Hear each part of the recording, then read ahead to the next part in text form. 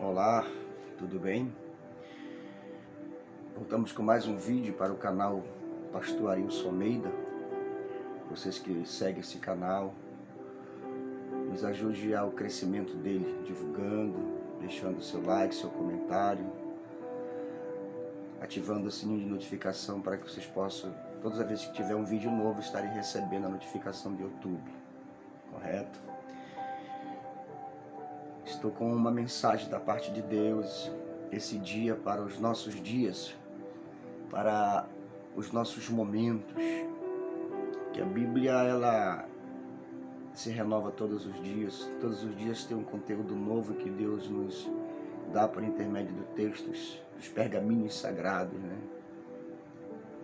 E eu quero ser não muito demorado esse vídeo, mas quero ser o mais breve possível. Quero compartilhar um texto de Gênesis capítulo 35, do versículo 1, que o texto diz assim: depois disse Deus a Jacó, levanta-te, sobe a Betel, habita ali e faz um altar ao Deus que te apareceu quando fugiste diante da face de teu irmão.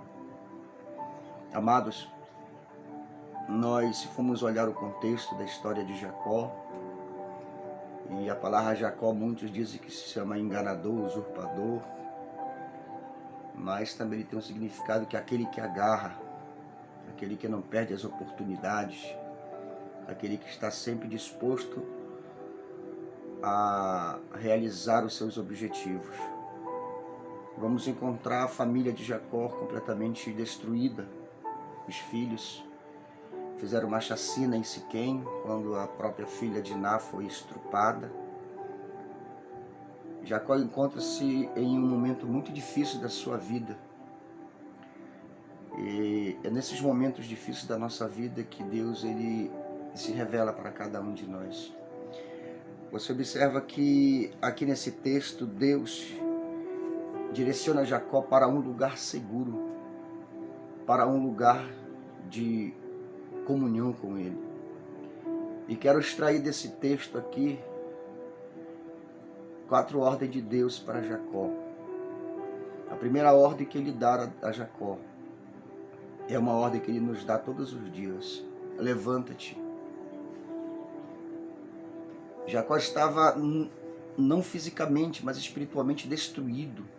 Posso dizer nas duas áreas, de todos os acontecimentos da sua vida, né? Ele estava passando um momento muito difícil. E quando Deus levanta, fala para ele: levanta-te. Deus quer dar uma nova postura a Jacó. Deus quer dar uma nova direção para Jacó. Deus quer dar um novo ânimo a Jacó. Deus ele é especialista em reanimar o seu povo, especialista em querer erguer a humanidade. Mas nós, com os nossos impasses, com as nossas vontades, a gente quer se manter prostrado diante de todas as dificuldades. E Deus está muito preocupado em querer levantar o seu povo nesses últimos dias. E a ordem de Deus sempre é para que possamos nos posicionar, nos levantar. E Deus está preocupado com a história de Jacó, com a vida de Jacó. E o texto de Josué, do capítulo 1, versículo 6, ele fala: Josué, esforça-te e tem de bom ânimo. Esforça-te e tem de bom ânimo. É uma das coisas que nós estamos esquecendo, é nos esforçarmos. Porque o próprio Jesus ele fala: esforçai-vos para entrar pela porta estreita. Justamente nós não estamos encontrando esse ânimo para prosseguir. Estamos com dificuldade de nos levantarmos, de nos posicionarmos e pegar a direção certa, a direção que Deus quer nos dar. E Deus ele está preocupado demais nesses últimos dias e se preocupa com a humanidade. Quando a Bíblia diz que Deus amou, vamos traduzir para o que Deus se preocupou tanto com o mundo, que deu seu Filho. Se preocupa com a fraqueza do homem, com o pecado que o homem comete. Ele não quer que venhamos viver essa vida em decadência, distante de Deus. Ele quer que devemos tomar uma postura, uma posição, nos levantarmos, irmos avante, irmos à frente. Por isso ele diz: esforça-te, Josué, tem de bom ânimo, tenha força de prosseguir. Deus quer nos colocar de pé, queridos, neste dia. E a palavra de Deus para nossas vidas hoje é nos levantarmos e termos ânimo para prosseguir. Sabemos que as coisas não estão fáceis. Estão muito difíceis para prosseguir a caminhada espiritual, a caminhada física. Mas Deus, nesses momentos de fraqueza, de desânimo, que Ele vai se revelar para nós, sempre nos dando força, querendo colocar-nos de pé para prosseguir. E a segunda ordem que Ele dá a Jacó, Ele diz: sobe a Betel. E todos nós sabemos que Betel quer dizer casa de Deus. Todos nós sabemos que Betel significa presença de Deus. Estarmos na presença do Senhor. E quando Ele diz vai a Betel, Deus está dizendo a Jacó: eu quero te dar uma nova direção. Você está indo para a direção errada. Você não está indo para a direção da minha casa, da minha presença. Quando eu falo casa, é a presença de Deus. Quando eu falo casa, é a presença do Eterno. E Deus quer nos colocar na direção certa. É por isso que o próprio Cristo, eu sempre friso este versículo, porque ele é a chave da palavra de Deus. Jesus é o caminho. Esse caminho que nós não podemos perder. Nós estamos sem direção, sem rumo. Nós estamos, na verdade, não sabendo para onde ir. Estamos desorientados, perdidos, e não existe caminho melhor que nos induz às coisas certas que a palavra de Deus. Jacó estava sem direção. O Salmo 23, versículo 1 diz: o Senhor é meu pastor e nada me faltará. Deitar-me faz em pastos verdejantes, guia-me mansamente às águas tranquilas e refrigera a minha alma. Ele quer guiar para um refrigério, por isso ele diz: vinde a mim todos vós que estão cansados e sobrecarregados, que eu vos aliviarei. O prazer de Deus é aliviar a carga que está sobre nós, e Ele nos pede para que possamos tomar a direção certa. Uma direção que venha agradar ao coração de Deus, que possamos encontrar em Deus o refúgio, fortaleza, socorro bem presente na hora da angústia. Ele quer nos dar uma direção, e a direção, este momento, é procurar a face de Deus, procurar a presença de Deus. Que nós não possamos estar distante do nosso Criador, mas que possamos estar perto do nosso Criador, para que possamos viver 100% na sua dependência. Deus quer dar uma direção a Jacó. É necessário Deus se revelar a Jacó no momento de dificuldade que Jacó está passando. No momento de dificuldade que Jacó está vivendo. E neste momento eu quero compartilhar essa palavra com você e dizer que Deus quer te mostrar a direção certa. E a direção é a Betel de Deus. E Deus fala para Jacó: habita ali. Fica lá, não saia.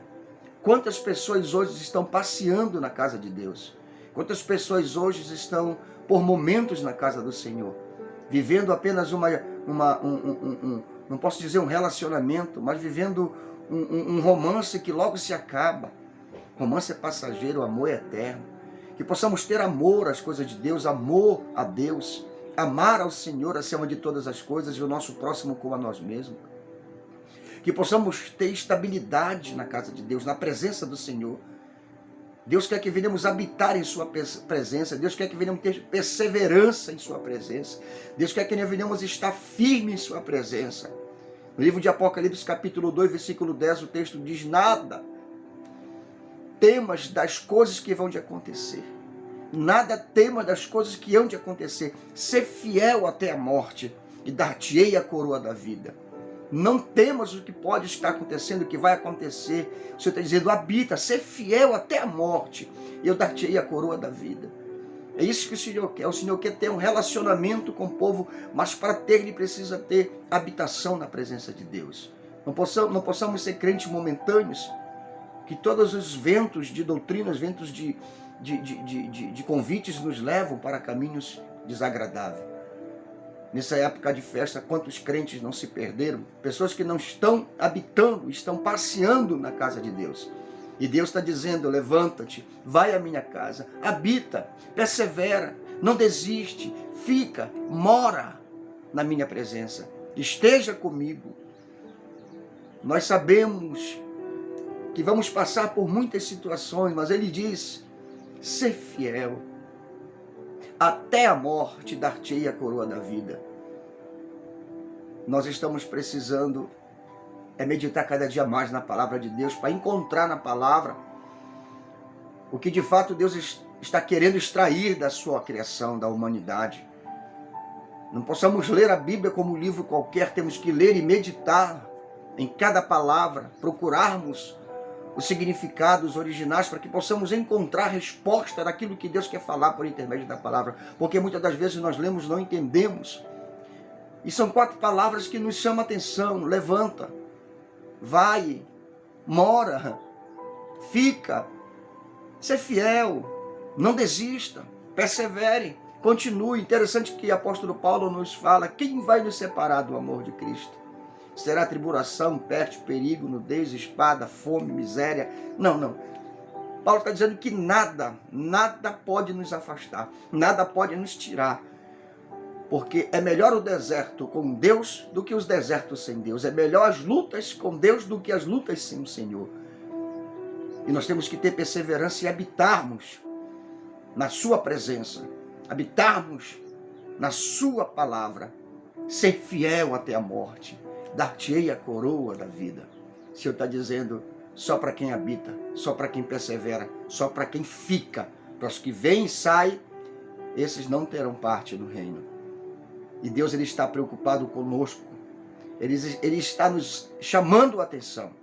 E ele chega para Jacó e diz, quando tu levantares, isso aqui é sério, quando tu levantares, e quando você pegar a direção certa, e quando você estiver habitando na minha presença, aí vai chegar uma tarefa que não é muito fácil de fazer, porque nós não queremos renunciar. Aí ele diz a Jacó, edifica o altar, oh glória, edifica, ele diz, construa agora uma comunhão comigo, construa agora uma vida comigo.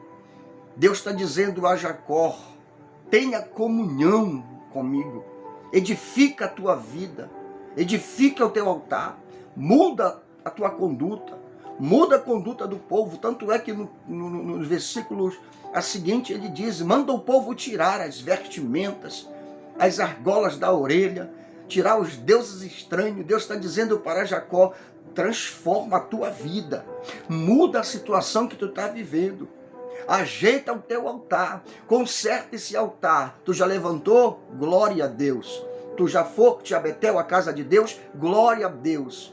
Você já está ali habitando, congregando, fazendo a vontade, orando, consagrando? Glória a Deus. Agora, o último pedido de Deus é, corrige o que está errado, edifica o altar que está quebrado, melhora a conduta, melhora as vestes, tira os costumes que tu trouxeste do mundo, tira os deuses que tu ainda carrega no teu coração, que ainda do Egito está no teu coração, mesmo com você dentro da igreja. O Senhor está dizendo, muda a tua existência. Aleluia. E no livro de João 4:23 diz, mas a hora vem e agora é, em que Deus está procurando os verdadeiros adoradores, que adorarão o Pai em espírito e em verdade. Edificação de altar, mudança de vida, significa se tornar mais espiritual que carnal. Aí o Senhor está procurando, porque quando procura algo, porque está perdido, está difícil de encontrar, é o que nós estamos vivendo nos nossos dias, no século 21. Está difícil encontrar um verdadeiro adorador, um verdadeiro crente, que tenha um altar consertado, que tenha disposição para se levantar, ir à igreja, orar, consagrar, habitar na presença de Deus e edificar a sua vida que outrora estava errada.